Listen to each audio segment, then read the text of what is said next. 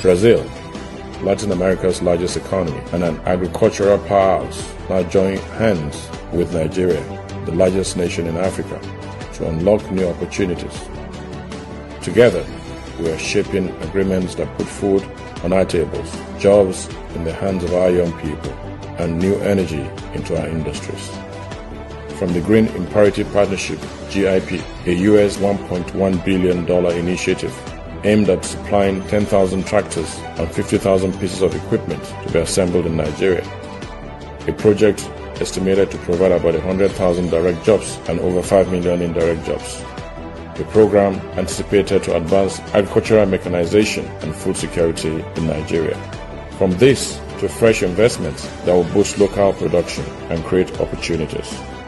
This state visit is about making life better for ordinary Nigerians and strengthening the ties that connect us to Brazil. Nigeria and Brazil are more than partners. We're two nations with one vision, building bridges of opportunities across the Atlantic and carrying our people into a future of shared prosperity. This is the promise of partnership. This is the meaning of President Tinubu's state visit to Brazil.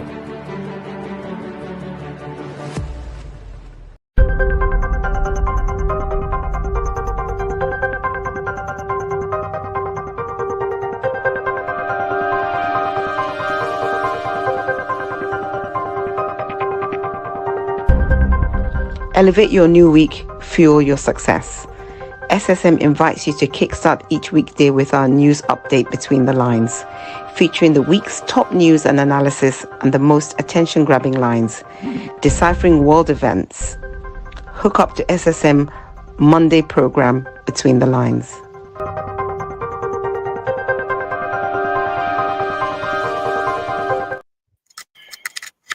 Yes, you are welcome back, viewers. You're welcome, George. You're welcome, Raji and Fiona. Yes, also, somebody's joining us very soon. Now, gentlemen, there's a man making waves now. He's talking, and he's talking really loud. The president of that organization called Economic Freedom Fighters, EFF, Julius Malema. He was in Nigeria during the weekend. And he's saying things, intelligent opinions he has. But before we continue, let's bring in Diva Lady Malene. Lady Malene, you're here too. Can you see us? Can you hear us? Yes, I am. Good. You're welcome. Welcome Between the Lines. It's good to have you. Thank you. Okay, so gentlemen, one of the things he said is that the African nation must regulate the debt trap loans that we're taking from IMF. He says a lot of countries are taking loans and debt is rising, including Nigeria, Ethiopia, amongst others. So let's analyze this thing. Raji, you look into African issues. How are we doing with our loans? Why are we taking loans? Why are we increasing our debts? Like Julius is telling us. No, this has been on for since probably the early 60s, where African and developing countries have been deliberately entrapped into what you call loans and infrastructure traps that keep them in poverty. There have been cases where some people we call the economic terrorism, who come into a country probably from the IMF or the World Bank with very beautiful projects, very beautiful projects, knowing fully well that those projects are simply will not actually be beneficial to the country, but will put the countries in debt forever. You see, when you talk about infrastructure, you are building roads. You go and take a loan to build roads. How do you pay back those loans? Because unless you put tolls on those roads, and unless the lifeline of the tolls, if you are looking at the project life cycle of those roads, long enough or short enough to quickly pay back the loans before deterioration sets in. If you don't do that, it means that you are actually deliberately putting the country into a debt trap. You build a road that collapses in less than 10 years.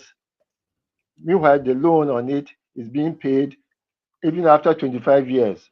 Of course, the country will be in debt forever. The same thing with electricity projects that do not generate enough funds to repay back the loans. Any loan that you are going to take that for any project that will not pay back the loan within its life cycle, it's a trap. The trap. There are so many. That's Yes, what there are so many. that's what there are so Julius many. is saying. Yes, that's what he's saying. Fiona, he says what we're doing is mortgaging our future as a continent. The continent is now being mortgaged, you know. Fiona, is that how it is? Do you see it like that with all these debts? Okay. You have to unmute, Fiona. Sorry. Even once you get into that cycle of debt, even at a micro level, at a personal level, it's difficult really to come out of it. But when you're in a cycle of debt and you have countries enforcing things like devaluation of the currency, for example, what that really does in the country is that you can't really increase your GDP because your exports, people that are importing from you are paying much less. So it's almost like being in a vicious cycle.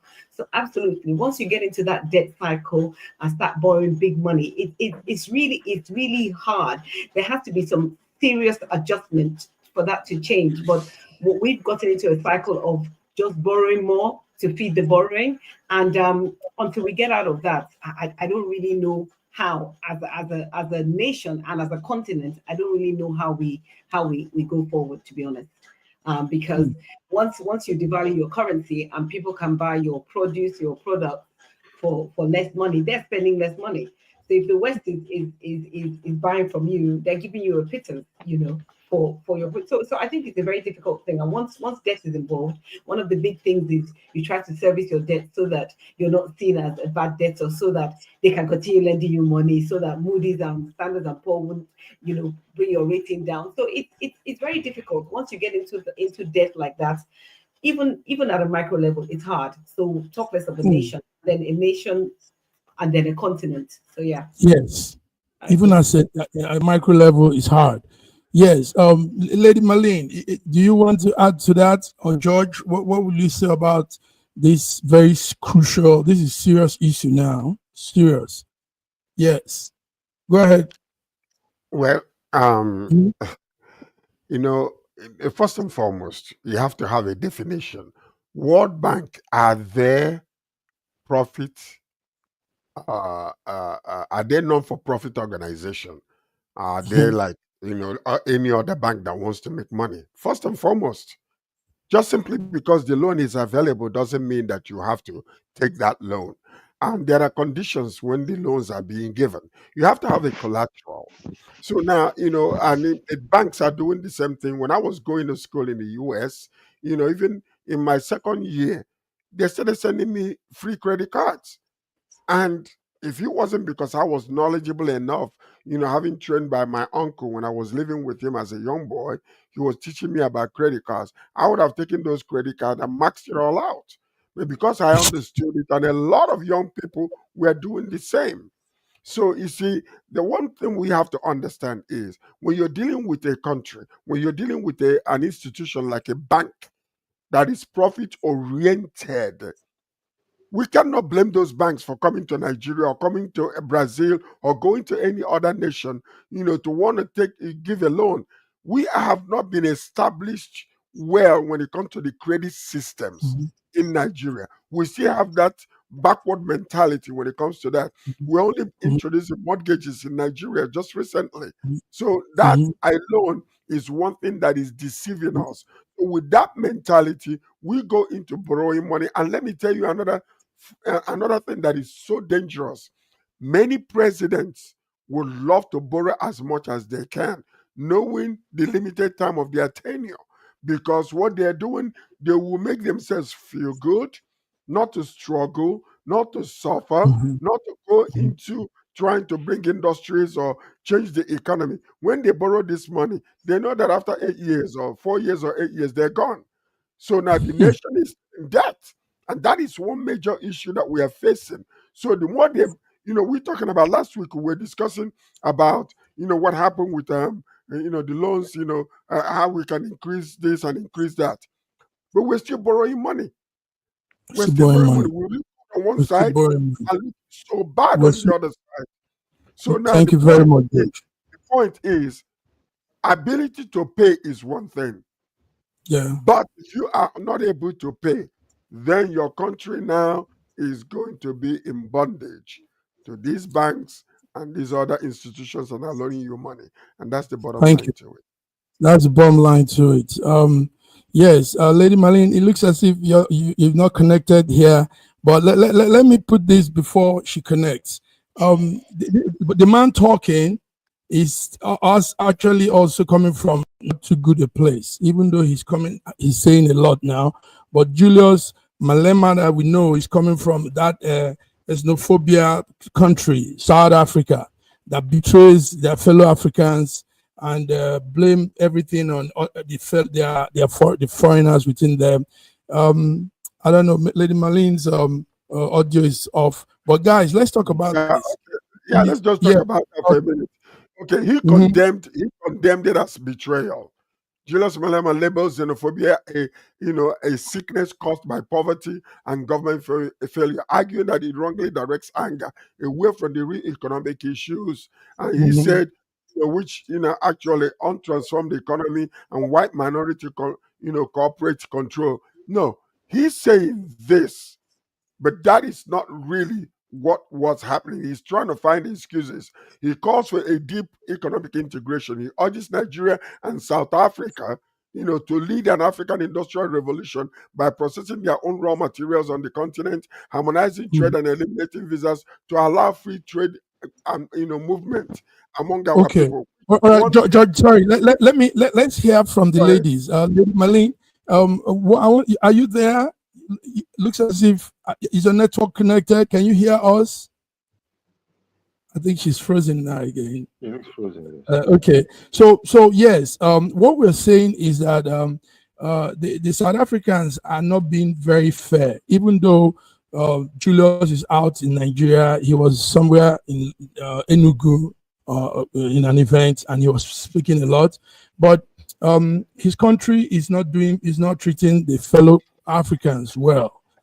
Fiona, when there are situations like this, and people that helped you, the Africans that helped you gain your freedom, help fight during apartheid time, now you're turning your back on them, you're stabbing your brothers, you're treating them like animals, all because they are living with you. This is sad. Raji, is that not so? You see, why are you blaming Malema for the sins of the South African people and South African government? No, Malema you know why I'm blaming him. You know why I'm blaming him. Malema, hold on. Malema has been very outspoken. He has been very outspoken against xenophobic attacks on fellow Africans in South Africa. He has come out. He has even challenged the South African government that they should do better. And like he's mentioned, which is the same case that probably happened in Ghana. When there is poverty in the land, the people of the land look for scapegoats, and the first scapegoat they can find are foreigners within themselves who seem to be doing better than them on their own land. So Malema has always been outspoken against xenophobic attacks, and he's not in government; he's in the opposition. So you cannot blame him for the sins of South. Well, for him, this is why I'm calling him out is, but he has come out to really outrightly bash the white South Africans. Now, when you do that kind of thing as a leader, your people take it from there, and when there's a crack on the wall, different things begin to happen. So some people will now see it as a means of now going after their fellow brothers in this xenophobic reaction. People will take it to another level. So he shouldn't have in any way come against any ethnicity, tribe, or nationality. Sir Mark, you need to really understand the position of Malema in South Africa, and especially about the land question. Malema has never cried out, has never said anything against fellow Africans. He has always been in support of fellow Africans. Whatever he wants to say, he says, has been on the land question. And for that, he's been getting a lot of negative media, negative press from the mainstream media, because that land question in South Africa will still have to be addressed one way or the other, where a tiny minority of whites control more than 75% of the land. The land question is still there. It will be addressed. Okay. Yes. It's okay, but you see, as leaders, we should be careful of the things we incite. A little. He's not inciting. No, Sir Mark, please, I will not allow you. No, I'm not saying to Africans. I'm saying the one he said to the white people. He has made outright. Yes, he has to say that. He has to say that yes, in white, because you are not in South Africa. If you know, if you know the land situation in South Africa, you won't be talking the same thing you are saying now. It is the land question will still have to be addressed in South Africa today, tomorrow, next tomorrow. It will eventually be addressed. All right, gentlemen, let's come to something that is running very strong. There's a task force agency. There is an organization that is blowing an alarm. They say anti-money laundering is going on, and a terrorist group, ISIS, so many of these terrorist groups are turning to crypto digital platforms for global terror financing. I don't know who wants to talk about this. We've once said it here anyway. Yeah, I don't understand. Is that news? Is that news? Yes, it's a big news. No, it's a big news. We've known this for many years. We've known this for many years. That's true. Many years. Cryptocurrency has been used by all these terrorist organizations to move money. Criminals are using it, and so we know about it. It was only but this group, this organization in France are blowing the alarm so everybody can be aware big time. Everybody is aware. We are aware of it. It's not everybody is aware. And now it is also very easy. You can control cryptocurrency in your country if you want to. It may not be controllable in Nigeria because even the people in power are using it to launder money. Yes, they are. Even in our country, they're using it. Our government officials are using it to move money around. Boko Haram is using it. Everybody is using it. Terrorist organizations around ISIS, they are using it. It's not news for us. So we've known this for many years. And that is the main reason why a lot of proactive governments are not supporting it. But until Trump came in and started, really, advertising it as because he has his own too. He has his own too. His Trump community. So that's what it is. We've known this. It's not news to us. Thank you, George Raji. So that's it. Serious issue there, but it's not new to many people. But the alarm is being blown around now. Digital platforms are being financed are being used to finance terror operations. Gentlemen, let's begin to crop it up. There's a man there, Abubakar Atiku. We all know Abubakar Atiku, and he's been on for some time now. Now, today he did some media outing, and he came out to say that, first of all, he's still very much in the ADC coalition, and he says what matters to him mostly is a better Nigeria, not just being president. So, Fiona, what will you say about Atiku coming? Well, he wants to run again. He wants to come in again. Tell us. I mean, I think it is right to run if that's what he desires to do. I think it is right. Mhm. I was under the impression that the presidency was seated in different regions. So my understanding, I thought that the president for the next 8 years had to come from the south somewhere. So I don't know how that would work if he was to be in the primaries and then become the flag bearer for that party. I don't know what would happen from that point of view. I mean, Atiku's history with Nigeria is very interesting, and whichever party he finally decides to hitch his mouth to, because actually, even though there's a lot of talk about ADC, he hasn't Yeah. officially declared that ADC is his party. So at this moment in time, we don't actually know what is going to happen. I mean, probably by January next year, we'll have a better idea where everybody is going. But I mean, it is Mhm. constitutional right. If he wishes to contest, I don't see why. I mean, that shouldn't be a problem. And people have had opinions of him in the past, but I just think if that's what he wants to do, it's his right. He can do so. If that's Ah, what he wants to do, is his listen, right. So yeah, listen go to ahead. this. Listen to Okay. this. Atiku is Mhm. a trickster. He is a trickster. He is being used by the current government, and he's hoping that it may be eventually after 8 years of Tinubu that he will be the one to come up. Let me tell you something. Let's forget about all these political narratives that we're putting on the news and everything. There is what you call a silent handshake that he understood. And as a former vice president of Nigeria, he understands that between the South and the North. Every time he comes out to do this nonsense he's doing right now, he is actually working with the current government. If you ask me, the last Mhm. election that took place, if Atiku cared about Nigeria and understanding what actually could have happened, he would not have gotten into that. Coming from the north after 8 years of Buhari, the man is a trickster. So I Hmm. believe that he's being paid, and I'm saying it openly that Atiku coming out again in 2027 to run in order to, not to allow any other person from the south is a trickster. He knows what he's going for, but I believe Okay. that Nigerians are open, their eyes are open, that they will not allow that man to be the president in Nigeria. He's a Hmm. trickster. Let That's it be. that's interesting. Yes, it is.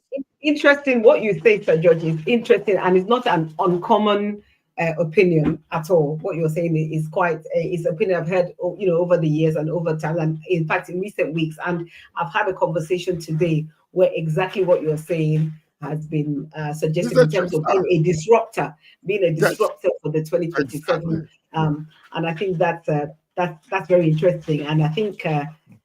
Yeah, people within the ADC enclave will understand that there's a possibility that could, so we just have to watch this space and see.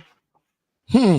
I think I think this is the point where we bring in conspiracy theorists. No, no, no. Allah No, Ikarachi. Allah Without due Ikarachi. respect, No, Sir no. George, Sir George, He said, no. without due respect, wait. you He know, says, go ahead. He said that he cares about the welfare of Nigeria. The only thing he cares about that is blinding him is his blind pursuit to be a president of Nigeria. Let me tell you something. A lot of people that really cares about the heart of Nigeria and the welfare of Nigeria and understanding the balance of political systems in Nigeria, he will not step up to do that. I am telling you, when he did so that with so Toby, to ask Toby from PDP, they lost it, and now all of a sudden another opportunity is coming, and he's talking all this. If Atiku actually comes up again, he is a trickster, and I'm openly Okay. Let's hear Raji. Let's hear yeah, Raji. Raji, go ahead. yes, Raji, go stop. ahead. it seems as if my conspiracy theory idea is not acceptable to all concerned. But then let me put my Well, I it, mean, it is let me go back to 2023. We know yeah. for a fact that is actually something that he's done before. He's actually disrupted what was clearly and what was already a foregone conclusion with what happened in the ADC primaries in 2023. So actually, to be honest, he has actually done that before. We know this for a fact. With PDP, you said. Okay. Let's hear the conspiracy theories. Yes, Let's hear. yes. So, Go ahead, so, Raji. so while I do not really think that Atiku is disrupting anything. I believe that yes, he has been promised the presidency by his marabout, by his spiritualists. Prophet, yeah, that's But unfortunately, the timing is off. If he had been a presidential material, he would have bided his time and run with Obasanjo for 2 terms and easily become the candidate for the PDP after Obasanjo's tenure. But because the gods are against him, because I'm sure he'll be a pestilence onto the country if he becomes the president of Nigeria. The gods of Nigeria are against his ever becoming president, and he will never be president, no matter how much he does. Even after 2031, he will not be president. His time is past. Yeah, just to buttress your point, I think this thing about his cleric or his marabouts that promised him leadership. My feeling, and I've discussed it with other people before, is that his leadership was the deputy presidency, and I don't think there's going to be anything more than that for him. So I align with what you said there, Saraji. I think I agree with that. I agree with that. Garaji, this one is not conspiracy theory. You said facts. You said facts. All right, gentlemen, we have done it. Beautiful outing here. Beautiful. We have good numbers too watching us. George, thank you. Is there anything anybody wants to say before we go? Any last words for today, Fiona?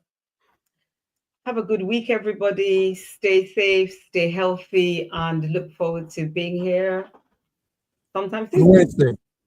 Nice. Wednesday. Okay. Yeah. Well, this is Raji. Go ahead. Raji, go ahead. No, mine is still about Gaza. About Gaza. The whole world is on the stage now, and if the whole world cannot say anything against, cannot do anything immediately against what is happening in Gaza, then I think we all owe Hitler an apology. Okay. All right, Judge. Okay. Anyway, my own thing is my own beloved Federal Republic of Nigeria. I just want to continue to bless the nation. I continue to ask God to grant wisdom to our president and all the leadership in our country, extrication and the removal of corruption, so that our country will rise to that place that we need to do.